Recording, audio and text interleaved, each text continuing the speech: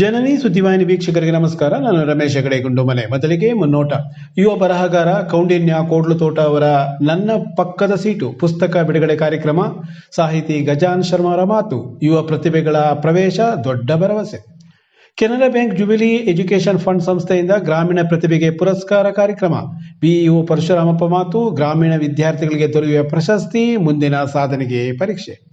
ಸಾಹಿತ್ಯ ಲೋಕಕ್ಕೆ ಯುವ ಪ್ರತಿಭೆಗಳ ಪ್ರವೇಶ ನಿಜಕ್ಕೂ ದೊಡ್ಡ ಭರವಸೆ ಎಂದು ಖ್ಯಾತ ಕಾದಂಬರಿಕಾರ ಕವಿ ಗಜಾನನ್ ಶರ್ಮಾ ಹುಕ್ಲು ಹೇಳಿದರು. ಬನಜಾಲಯ ಬಳಗದಿಂದ ಇಲ್ಲಿನ ಶ್ರೀನಗರ ನೃತ್ಯ ಭಾಸ್ಕರ ಸಭಾಂಗಣದಲ್ಲಿ ಯುವ ಬರಹಗಾರ ಕೌಂಡಿನ್ಯ ಕೋಡ್ಲುತೋಟ ಅವರ ಮೊದಲ ಕಥಾ ಸಂಕಲನ ನನ್ನ ಪಕ್ಕದ ಸೀಟು ಬಿಡುಗಡೆಗೊಳಿಸಿ ಅವರು ಮಾತನಾಡುತ್ತಿದ್ದರು.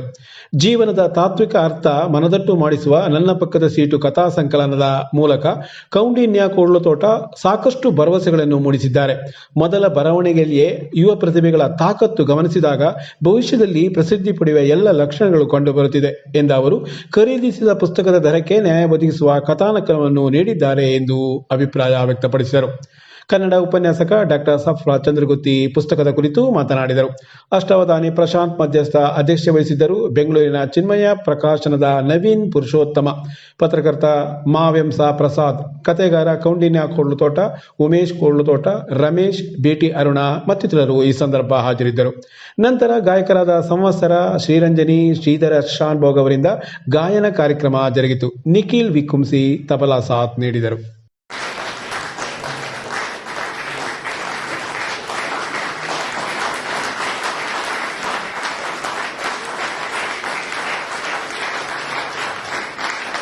ನನ್ನ ಪಕ್ಕದ ಸೀಟು ಈ ಕಥಾ ಸಂಕಲನವನ್ನ ಅನಾವರಣಗೊಳಿಸಿದಂತ ಶ್ರೀ ಗಜಾನನ ಶರ್ಮಾ ಅವರು 4 ಮಾತುಗಳನ್ನು ಆಡಬೇಕು ಅಂತ ಕೇಳ್ಕೊಳ್ತಾ ಇದ್ದೇನೆ. ಪಕ್ಕದ ಸೀಟಿನಲ್ಲಿ ಇಂಥ ಒಬ್ಬ ಯುವಕ ಬಂದು ಕೂರ್ತಾನೆ ಅಂತ ನಂಗೆ ಖಂಡಿತ ಗೊತ್ತಿರಲಿಲ್ಲ.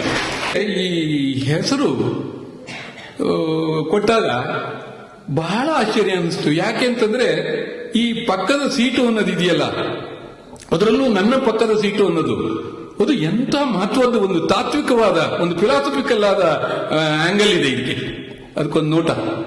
ಈ ನನ್ನ ಪಕ್ಕದ ಸೀಟು ನನ್ನ ದಾಯಾದಿಗಳಾಗುವ, ನನ್ನ ಅಮ್ಮನ ಮಡಿಲಲ್ಲಿ ಮಲಗುವ, ನನ್ನ ನಂತರವ ಮೊದಲ ಹುಟ್ಟಿರುವಂತವರು ಆಗಿರ್ಬೋದು, ಅಥವಾ ನನ್ನ ಸ್ಮಶಾನದಲ್ಲಿ ನನ್ನ ಪಕ್ಕದಲ್ಲಿ ಯಾವತ್ತೋ ಚಿರವಾಗಿ ನಿದ್ರೆಗೆ ಜಾರಿರೋರು ಆಗಿರ್ಬೋದು. ಅವು ಪಕ್ಕದ ಸೀಟುಗಳೇ. ಜೊತೆಗೆ ಇಡೀ ಬದುಕಿನುದ್ದಕ್ಕೆ ನಮ್ಮ ಪಕ್ಕದ ಸೀಟಿನಲ್ಲಿ ಎಂತೆಂಥವರೆಲ್ಲ ಇರ್ತಾರೆ. ನಾವು ವಿನಾಕಾರಣವಾಗಿ ಎಷ್ಟೋ ಜನರನ್ನ ಆ ಪಕ್ಕದಲ್ಲಿ ಸೀಟಲ್ಲಿ ಕೂತವರನ್ನ ಪ್ರೀತಿಸ್ತೀವಿ, ದ್ವೇಷಿಸ್ತೀವಿ, ಅಥವಾ ಅಚ್ಚರಿ ಪಡ್ತೀವಿ. ಏನೆಲ್ಲ ಭಾವಗಳು ನಮಗೆ ಬರ್ತಾ ಇರುತ್ತೆ. ಅಂಥದ್ದೊಂದು ಹೆಸರನ್ನ ತನ್ನ ಪುಸ್ತಕಕ್ಕೆ ಇಟ್ಟಿರುವಂತ ಈ ಹುಡುಗನ ನನ್ನ ಪಕ್ಕದ ಸೀಟಲ್ಲಿ ಕೂರಿಸ್ಕೊಳ್ಳೋದಕ್ಕೆ ನನಗಂತೂ ಅತ್ಯಂತ ಹೆಮ್ಮೆ. ನನಗನ್ಸುತ್ತೆ ನಾವೆಲ್ಲ ನಮ್ಮ ಸೀಟನ್ನ ಈ ಪಕ್ಕದಲ್ಲಿ ಕುಳಿತಂತ ಹುಡುಗರಿಗೆ ವಹಿಸುವಂತ ಕಾಲ ಬಂದಿದೆಯೇನೋ. ಹುಡುಗರೆಲ್ಲ ಬೆಳೀತಾ ಇರುವಂತ ವೇಗವನ್ನು ನೋಡಿದ್ರೆ, ಅವರ ಸೃಜನಶೀಲತೆಯನ್ನು ನೋಡಿದ್ರೆ ನಮ್ಮ ಪಕ್ಕದ ಸೀಟ್ ಸುಲಭದ್ದಲ್ಲ. ನಾವೆಲ್ಲ ನಮ್ಮ ಸೀಟನ್ನು ಅವರಿಗೆ ಬಿಟ್ಟುಕೊಡ್ಬೇಕಾದ ಕಾಲ ಬಂದಿದೆ. ಮತ್ತೆ ಅದು ಅರ್ಥಪೂರ್ಣವಾಗಿಯೂ ಇದೆ.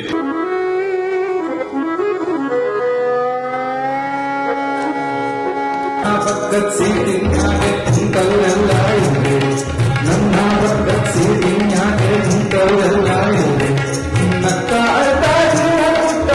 ಕಿರಿಯ ಸೋದರೇ, ನನ್ನ ಪಕ್ಕದ ಸೀಟಿನ್ಯಾಗೆ ಕುಂತವರೆಲ್ಲ ಇವೆ.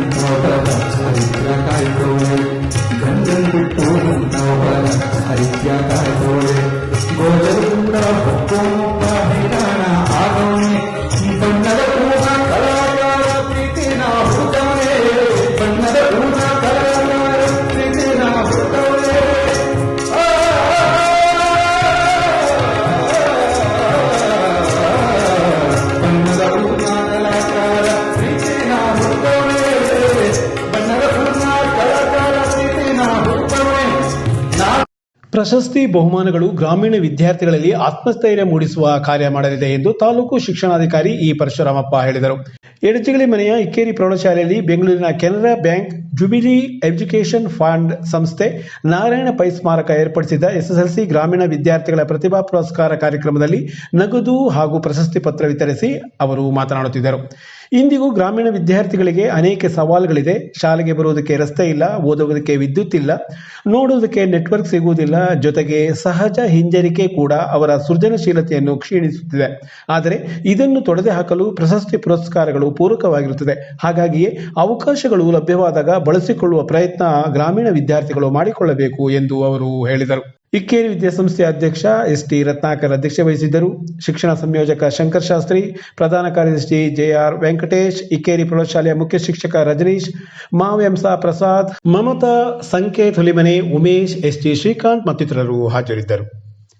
ನಮಸ್ಕಾರ.